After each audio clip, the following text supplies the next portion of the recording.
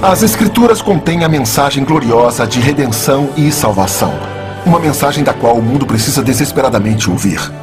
Por volta de meados do século XIX, a difícil vitória da Reforma estava sendo celebrada na Inglaterra. Em todo lugar havia um grande interesse em ouvir a palavra de Deus. No enorme tabernáculo metropolitano de Londres, Charles Haddon Spurgeon pregou sermões inflamados a multidões abundantes que somavam mais de 6.000 por vez. Charles Spurgeon foi certamente um dos maiores proclamadores do Evangelho do mundo. Ele foi uma revolução na cidade de Londres e foi chamado de o Príncipe dos Pregadores. Spurgeon desenvolveu um segmento internacional com seus sermões dominicais impressos na íntegra na segunda-feira seguinte em jornais americanos.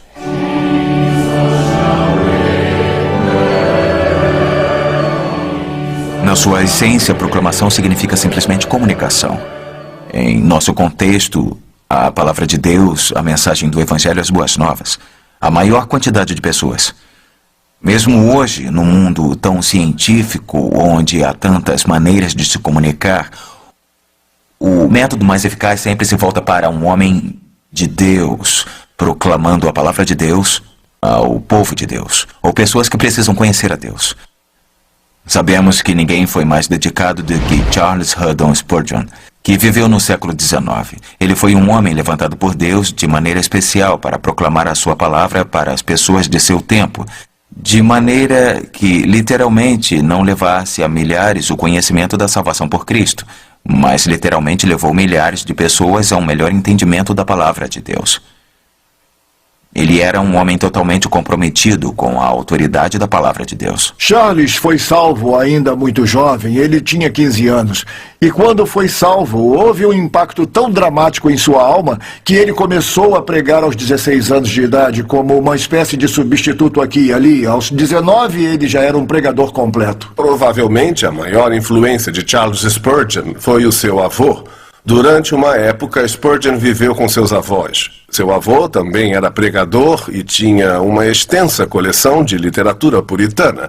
Spurgeon relatou que passava horas sentado lendo os autores puritanos. Então, foi aí que ele aprendeu teologia. Sua metodologia era simples, proclamar a palavra. Agora ele passava muito tempo pensando nisso, organizando os textos, ilustrando-os de maneira que as pessoas pudessem entender, usando linguagem metafórica e figuras coloridas.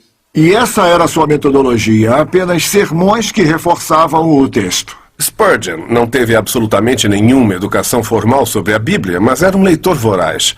Quando falamos em leitura dinâmica, ele era um leitor dinâmico por excelência. Dizem que ele podia ler um livro de 500 páginas em 1 hora ou menos e lembrar o que tinha lido. Ele tinha uma enorme biblioteca e em todos os cantos havia uma mesa de leitura ou, se preferir, uma prateleira sobre a qual os livros podiam ser colocados. Quando ele ia falar ou pregar sobre um texto específico da Escritura, ele mandava seu secretário ir àquela biblioteca, pegar todos os livros que pudessem ter algum comentário sobre aquela passagem da Escritura em particular e deixar todos abertos naquela prateleira ao redor da sala. Então ele lia tudo o que pudesse, saturando a sua mente. O ministério da pregação do Evangelho mudou ao longo dos anos em termos do que as pessoas estão realmente interessadas em ouvir. Na época de Spurgeon, Londres estava preparada para ouvir o Evangelho explicado. Como um expositor, Spurgeon era muito apreciado. O conceito pós-moderno é mais entretenha-me, dê-me algo que possa estimular minha imaginação. Então estamos mais envolvidos em drama, as mensagens tendem a ser devocionais, tendem a ser mais um espetáculo do que a exposição de um texto. E isso, de certa forma, prende a atenção da geração moderna, mas não é necessariamente tão eficiente, porque as pessoas não entendem realmente a palavra e não aprendem o que a Bíblia diz. Então, em minha opinião, Charles Haddon Spurgeon e sua metodologia eram exatamente o que os pregadores deveriam fazer. Pregue a palavra, esteja preparado a tempo e fora do tempo, repreenda, corrija, exorte com toda paciência e doutrina, pois virá o tempo em que não suportarão a sã doutrina. Esse tempo chegou. E Charles Spurgeon era um pregador doutrinário, o que não é muito tolerado nos dias de hoje. Mais tarde, a igreja dele construiu um anexo, ou na verdade uma nova igreja que chamam de Tabernáculo Metropolitano, e Spurgeon pregava ali toda semana para uma média de 5 ou 6 mil pessoas pela manhã e à tarde. Como era tão popular, as pessoas queriam cópias dos sermões. Então, provavelmente, o seu grande ministério, o ministério mais popular, eram os seus sermões, não apenas pregando e as pessoas ouvindo, mas as pessoas lendo. E, aliás, alguns desses sermões foram transmitidos via cabo transatlântico para jornais nos Estados Unidos, para que as pessoas pudessem ler no dia seguinte o que Spurgeon havia pregado no domingo. Muitas pessoas conheceram a pregação de Spurgeon através da página impressa, nunca o ouviram falar. Então, essa era outra maneira de sua mensagem atingir as pessoas de forma mais ampla. Spurgeon também tinha interesse em outras aplicações do Evangelho além da pregação. Por exemplo, ele tinha muito interesse na condição de muitas crianças pequenas que tinham perdido os pais. Ele iniciou um orfanato. E a forma como ele iniciou o orfanato é, na verdade, a chave para entender Spurgeon.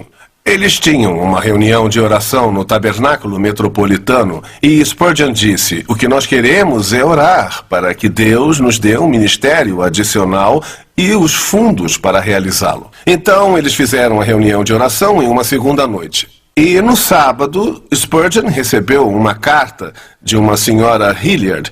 Ele não a conhecia, na verdade nunca tinha ouvido falar dela, era viúva. E na carta ela dizia: o Senhor colocou no meu coração que eu deveria lhe dar a quantia de 20.000 libras para abrir um orfanato. Então Spurgeon e seus assistentes foram ver essa senhora. Eles foram até a casa dela e começaram a conversar e Spurgeon disse: eu vim por causa da carta que enviou, na qual nos ofereceu uma doação de 200 libras.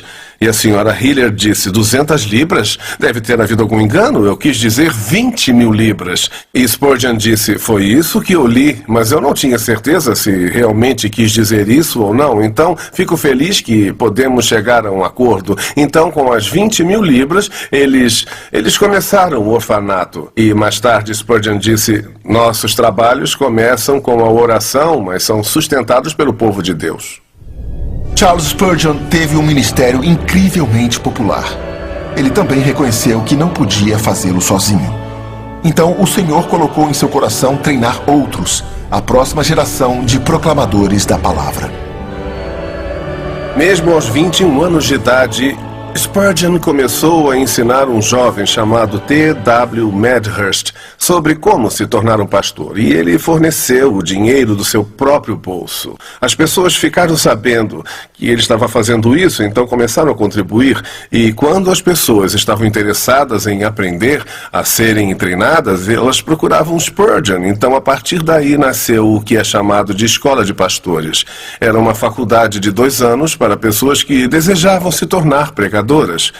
Spurgeon estava muito interessado em ensinar de maneira diferente da maioria das outras faculdades. Se você fosse a uma faculdade, digamos como as da época, você estudaria a Bíblia, mas aprenderia também muito sobre as teorias críticas, questões e disputas sobre a palavra de Deus. E Spurgeon disse: nós não temos tempo para isso. Nós queremos instruir nossos estudantes sobre como pregar a palavra de Deus e queremos que eles preguem dogmaticamente. E o que ele quis dizer com isso? Quis dizer com convicção. Pregar a palavra de Deus de modo que as pessoas saibam que acreditamos nisso e assim vão ouvir e entender. E dizem que durante a vida de Spurgeon, cerca de 850 alunos foram treinados por ele. O livro que está à minha frente é chamado Um Ministério Completo e lida com assuntos ou tópicos sobre os quais Spurgeon pregava no que ele chamava de Conferência de Pastores. Essa conferência começou em aproximadamente 1865 e era aberta aos alunos da Escola de Pastores e a todos os ex-alunos. E pelos 27 anos seguintes de sua vida, esses alunos se reuniam e Spurgeon pregava a mensagem final. Eles pegaram 12 mensagens da Conferência de Pastores e as publicaram em um livro chamado O Ministério Completo. O título me deixou intrigado. Por que completo? E talvez a ideia tenha vindo de um esporte comum, ou talvez até cricket, que fala sobre uma pessoa que é completa em muitas áreas. Era isso que Spurgeon queria. Ele queria que os homens não fossem apenas pregadores, mas pregadores completos. Então ele falava sobre assuntos e tópicos variados que eles enfrentariam. Ele não buscava apenas criar um vínculo entre alunos antigos e atuais da escola de pastores. Ele buscava fazer isso ele mesmo, esperando que isso crescesse e continuasse a se espalhar por toda a Inglaterra. E este livro, Ministério Completo, ele mostra como ele pretendia fazer isso. Basicamente, o livro contém as mensagens que Spurgeon pregava. Ele está aberto agora em uma chamada Força na Fraqueza. Quando nós pensamos em Charles Spurgeon, pensamos em um pregador maravilhoso, e ele era. Houve uma ocasião que ele pregou para mais ou menos 22 a 24 mil pessoas, e ele pregou no Palácio de Cristal e fez isso sem microfone. Ele tinha uma voz maravilhosa, mas o que não é muito conhecido sobre Spurgeon é que ele sofria de muitas doenças físicas. E entre elas estava a gota. A gota certamente fez com que ele sofresse de depressão. Então, eis um homem pregando para mais de 6 mil pessoas todo domingo, que às vezes pregava para até 15, 20 mil pessoas, sofrendo de depressão. E você pergunta, como isso é possível? Bom, os caminhos do Senhor não são os nossos caminhos, e mesmo um homem com sua garra poderia sofrer disso. E ele sabia que alguns de seus alunos e alguns de seus ex-alunos da escola passavam por coisas semelhantes. Então ele passava mensagens do fundo do coração que acreditava poder ajudá-los e encorajá-los.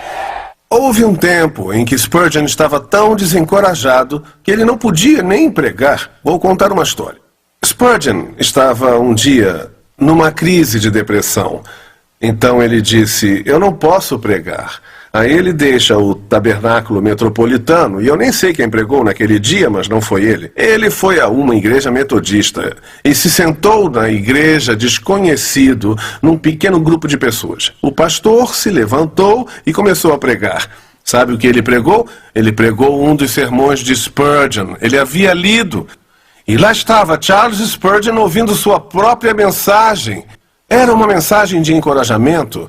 E enquanto estava sentado e ouvindo, ele se animou. Então, depois do sermão, ele foi até o pastor, que o reconheceu, e ele ficou embaraçado na hora. Ele disse, senhor Spurgeon, eu sinto muito. Eu não tive tempo de me preparar para essa semana, e eu sei que o senhor é um pregador maravilhoso. Me perdoe por ler o seu sermão. E Spurgeon disse, tudo bem, você não sabe como esse sermão me ajudou. Louvado seja Deus, muito obrigado, e saiu. Charles Haddon Spurgeon era realmente um mensageiro dotado por Deus. Sua proclamação do Evangelho alcançou milhões que nunca ouviram a sua voz. Seus sermões e outros trabalhos preencheram mais de 60 volumes que foram traduzidos para diversas línguas estrangeiras para distribuição ao redor do mundo.